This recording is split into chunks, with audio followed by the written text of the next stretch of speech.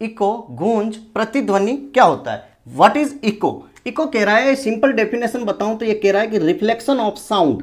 क्या कह रहा है कि reflection of sound from any obstacle, reflection of sound from any obstacle, from any obstacle that is called echo. किसी भी ऑब्स्टेकल से टकराकर उस साउंड का रिपीटेशन हो जाए दैट इज कॉल्ड इको। उसी को हम क्या बोलते हैं? That is echo. कोई डाउट यहां तक? अब कैसे होता है इको, कैसे रिपीटेशन होता है, इसको हम थोड़ा सा डिटेल में डिस्कस करेंगे। तो यहां पर एक वर्ड तो क्लियर हो गया, क्या हो रहा है? दैट इज साउंड का रिफ्लेक्शन हो रहा है, साउंड का रिफ्लेक्शन हो रहा है। इको के अंदर साउंड का रिफ्लेक्शन होगा। ओके, आपने देखा होगा ना इंस्टाग्राम पर एक रील, एक लड़की चिल्लाती है अपना नाम प्रियंका, तो रिपीटेशन में उसके बॉयफ्रेंड के नाम आते हैं, पंकज, सोनू, मोहन, राजेश, कैलाश। तो ऐसा बिल्कुल नहीं होता है, समझ रहे हो? वो फिजिक्स को वाहियात बना दिया, फिजिक्स का मजाक बना दिया। फिजिक्स कहते हैं कि जो वर्ड बोलोगे ना वही उसी का रिपीटेशन होगा, वही साउंड फिर से आएगा। ठीक है, तो आपके बॉयफ्रेंड जीएफ का नाम नहीं आता है। ओके, यहां पर एक एग्जांपल ले लेता हूं। ये है मेरा रामू, ये मेरा दोस्त है रामू। क्या नाम है इसका? रामू। ये लो नाक भी बना दी। अब ये बंदा कहाँ गए? हम सारे गए पिकनिक मनाने, घूमने गए, तो वहां पर ये चिल्लाया अपना जोर से अपना नाम। क्या नाम चिल्लाया? That is Ramu. क्या चिल्लाया? रामू। और इधर है अपना पेड़ वगैरह, ठीक है, इधर अपने पेड़ है, ये है अपना जंगल। तो ये क्या हुआ? रामू जैसे इधर चिल्लाया रामू, ये वर्ड गया, रामू इधर गया और ये टकरा कर फिर से रामू के कानों तक सुनाई दी आवाज। ठीक है, रामू ने बोला, जोर से अपना नाम चिल्लाया रामू। यहाँ पर ऑब्स्टेकल आया, यहाँ पहाड़ियां थी, बहुत सारी पहाड़ियां वगैरह है, यहाँ से साउंड टकरा के फिर से इसके कानों तक आई। क्या वर्ड आया वापस? रामू।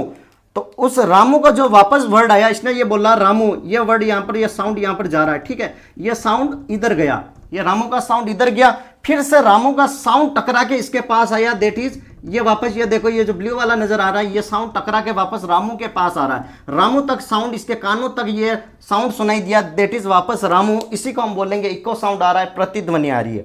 ठीक है, तो ये जो इसने रामू बोला और ये ब्लू वाला वापस टकरा के रामू इसके पास आया, इन दोनों के बीच में मिनिमम 0.1 सेकंड का टाइम डिफरेंस होगा, मिनिमम 0.1 सेकंड का टाइम डिफरेंस होगा। क्लियर है?